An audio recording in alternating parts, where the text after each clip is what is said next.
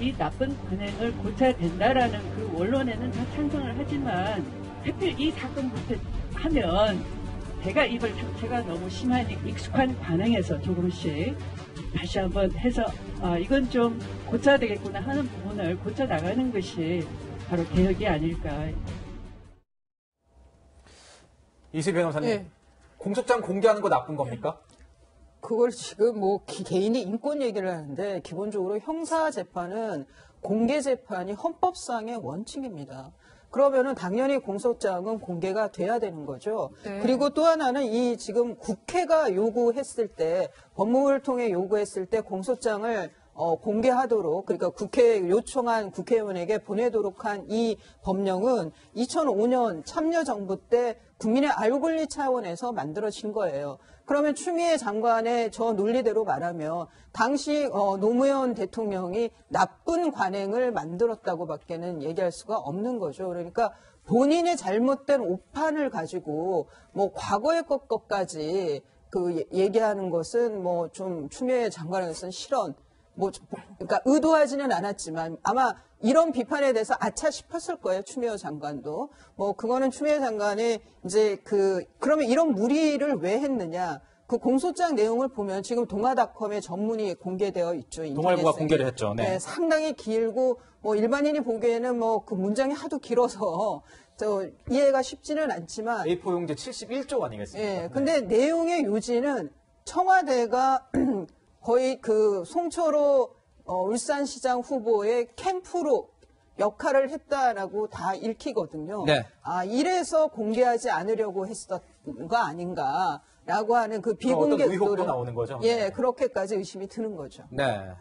네, 장 변호사님께 좀 여쭐게요. 네. 지금 추 장관이 얘기를 하는 게 미국에서는 1차 재판 전에 공소장을 공개하지 않는다 이렇게 얘기를 했고 그 이후에 언론 보도에서 또 반박이 나오고 또 네. 법무부가 또 반박을 하고 이런 상황이에요. 팩트 확인이 좀 필요할 것 같은데 미국에서는 어떨까요? 네. 예, 일단 법무부, 그러니까 추 장관이 미국 같은 경우에는 바로 공소장을 이제 공개하지 않는다. 이게 미국의 어떤 그 관행이다. 이렇게 이제 반박을 하니까 바로 이제 언론에서는 그렇지 않다. 기소가 되면 공소장은 공개하는 것이 원칙이다. 이렇게 취재를 해가지고 보도를 했습니다. 그러자 아니다. 예외적으로만 이제 공소장을 공개하는 것이다. 미국 같은 경우도 피고인이 이제 정식으로 공판기일이 진행돼서 본인의 유무죄에 대해서 어떤 의견을 낸 이후에 공개를 하는 것이고 공소장 봉인이 해제된 사건에 한해 가지고 공개를 한다. 이렇게까지 해명을 하고 있습니다.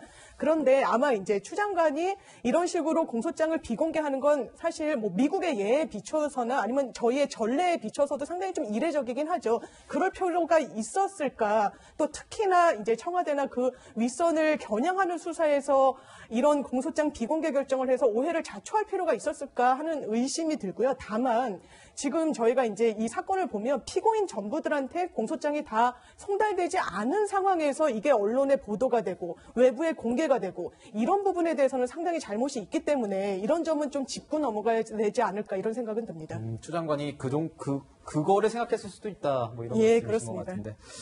이제 이수희 변호사님도 말씀하셨지만 뭔가 감추는 게 있어서 지금부터 한 거 아니냐. 네. 웬만큼 하면은 뭐 어떤 이런 정책을 이제 실현할 때도 뭐 3월부터 하겠다, 4월부터 하겠다, 조금 이후부터 하는데 이제 바로 네. 뭔가 이 정책 결단을 내리니까 네. 좀 주변에서 안 좋게 보는 좀 의심의 눈초리도 있는 것 같습니다. 어떻게 네. 보십니까? 앞서 이게 공천도 여당은 조용히 처리하고 야당은 시끄럽게 하는 게 유리하다고 그랬잖아요. 이 문제도 사실은 조용히 처리하는 것이 여당에 좋았거든요. 오히려 그냥 공개해놓고 국민의 그 판단을 믿겠다라고 했으면 많은 국민들이 그러려니 하고 넘어갔을 텐데 공개를 안 하니까 더 많은 국민이 공소장을 읽어보시게 됐거든요. 그래서 더 검찰이 왜 이것을 기소를 했는지 그 이유를 알게 됐기 때문에 여당에게는 오히려 좀 악재로 작용할 가능성이 큽니다. 그러니까 이제 추 장관의 그 입장은 이 공소장 공개를 통해서 뭐 나타난 어떤 뭐 정치적 이해 득실도 있었겠지만 이제 새로운 뭔가 검찰 개혁을 이 명분 삼아서 좀 관행을 바꾸겠다.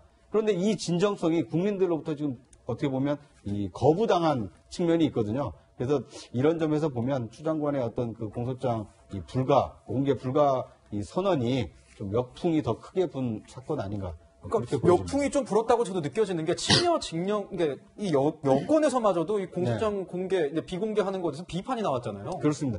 그런데 이제 공소장 공개가 옳으냐 공개하지 않는 게 옳으냐 이쪽으로 지금 논란이 계속 증폭된 것은 어떻게 보면 추 장관이 노림수일 수도 있습니다. 아, 노림수일 수도 왜냐하면 공소장 내용 얘기는 지금 못 하고 있잖아요. 네. 네. 그러니까 공소장 내용보다는 공개냐 비공개냐로 관점이 옮겨간 측면에서 보면 정치적으로 약간 어느 정도 실익이 있다라고 볼 수 있지만 앞으로 이 공개 논란이 지나고 나서 공소장에 담겨 있는 내용 하나하나에 대해서 이제 새로운 논란이 생긴다라면 오히려 좀 더 큰 악재로 작용할 가능성이 좀 있어 보입니다. 네. 네, 이 변호사님께 여쭐게요. 지금 동아일보가 보도한 공소장 전문을 보면 대통령이 31번이나 언급이 됐어요. 그러면은 검찰이 나중에 청와대 추가 수사를 염두했을 거라 이렇게 분석을 할 수 있을까요? 지금 이제 임종석 당시 대통령 비서실장은 기소하지 않았어요. 네. 예. 그리고 그 수사는 총선에 영향을 끼칠 수 있기 때문에 총선 이후에 계속 하겠다라고 검찰에서 밝혔고 그렇기 때문에 당연히 저는 총선 이후에 이 임종석 비서실장과 관련한 혐의에 대해서는 수사가 이어질 걸로 보입니다. 그런데 송철호 지금 당시 울산시장 후보가 누구랑 제일 가까운 사람입니까? 문재인 대통령이거든요. 그러면 이렇게까지 움직인 청와대의 비서실 8군데가 이렇게 톱니바퀴처럼 각각의 역할이 잘 돌아가게 됐던 것은 그러면 본인들하고 별로 가깝지도 않은 사람들을 위해서 이렇게까지 움직였을까? 그런 점에 있어서는 당시 대통령 대통령 비서실장인 임종석 비서실장이 또 출마를 하시라 이런 전화도 했다는 기록도 나왔죠. 수첩이든 뭐든. 그런 면에서 본다면 비서실장이 과연 대통령에게 보고조차 하지 않았겠느냐. 대통령과의 연관성에 대해서는 의심할 수밖에 없고 거기에 대해서는 수사가 이어질 수밖에 없을 거라고 보입니다. 아, 그렇군요. 이제 보면은 또 검찰 기살리게 나선 윤석열 총장 얘기를 좀 해봐야 될 것 같습니다. 윤석열 검찰총장이 9일로 이제 오늘이죠. 취임 200일을 맞았는데 이제 다음 주부터 계속 자기 이제 어떻게 보면 이제 흩어졌던 자기 측근들을 만나러 이렇게 기살리게 하러 간다 이런 얘기가 나오는데 장 변호사님 이거 어떤 내용입니까? 예, 일단 윤석열 총장이 본인 이제 청와대나 현 정권을 겨냥한 수사를 하면서 인사 불이익을 받았다 이래서 검찰 측에서는 대단히 좀 불만의 목소리가 많이 나오지 않았습니까? 내부 이프로스라는 내부 통신망에도 김웅 전 부장감사 같은 경우에도 검찰 개혁에 대한 정부의 입장 같은 걸 공개적으로 비판하기도 했었고요. 그러면서 이런 순회를 하는 것 당연히 정치적인 의도가 있다라고 이제 판단될 수 있는 여지가 많게 보이고요. 정치적인 의도가 있다. 예, 의도가 있다라고 보여집니다. 이미 이제 본인으로 인해서 좌천이 됐다라고 하는 인사들을 격려차 방문을 하기도 했고요. 그런 부분에 있어서 왜냐하면 이번에 검찰 개혁에 대한 전체 검사들의 목소리가 어떠한지에 대해서 상당히 언론이 주목했던 이제 부분이 있었습니다. 줄사표로 이어지지 않을까 하는 이런 부분들. 그렇지만 그런 식으로 어떤 집단적인 항명으로 이어지지 않았거든요. 그거에 대한 분석으로서는 윤석열 총장이 본인의 어떤 측근들만 챙긴다. 인사에 있어서도 상당히 이익을 줬다. 이런 분석이 나왔기 때문에 그 연장선상에서 이런 신호로 받아들여지지 않을까. 검찰 조직에도. 그래서 네. 검찰 내부에서도 이런 총장의 어떤 행보를 많이 지지할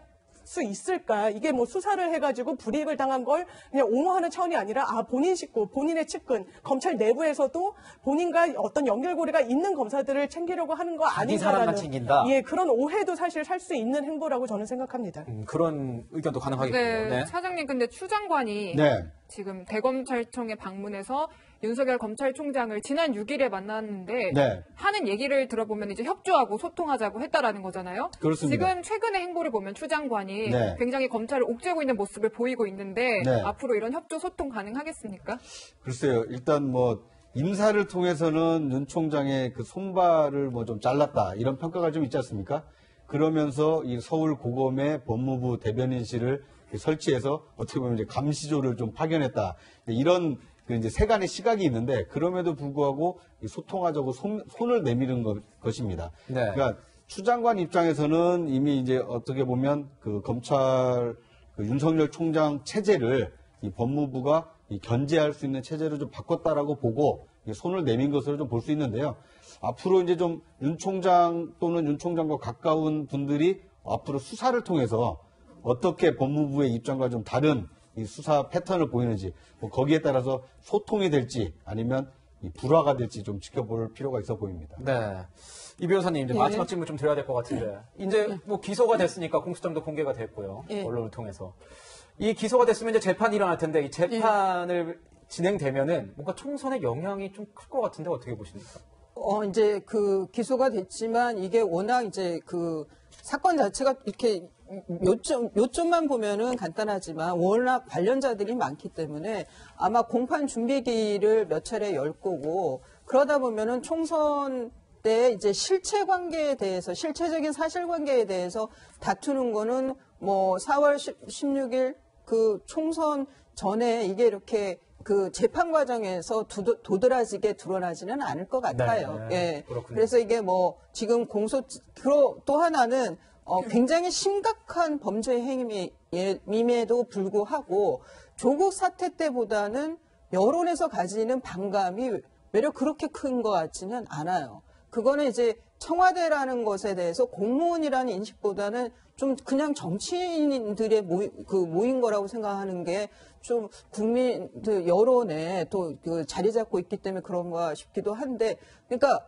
그 대통령이 만일 그 정치 그 선거 중립 의무를 위반했다 그러면 정말 탄핵 사유도 되는 굉장히 큰 범법 행위고 사건임에도 불구하고 이 사건에 대한 국민적인 방향은 외려 조국 사태보다 적은 거.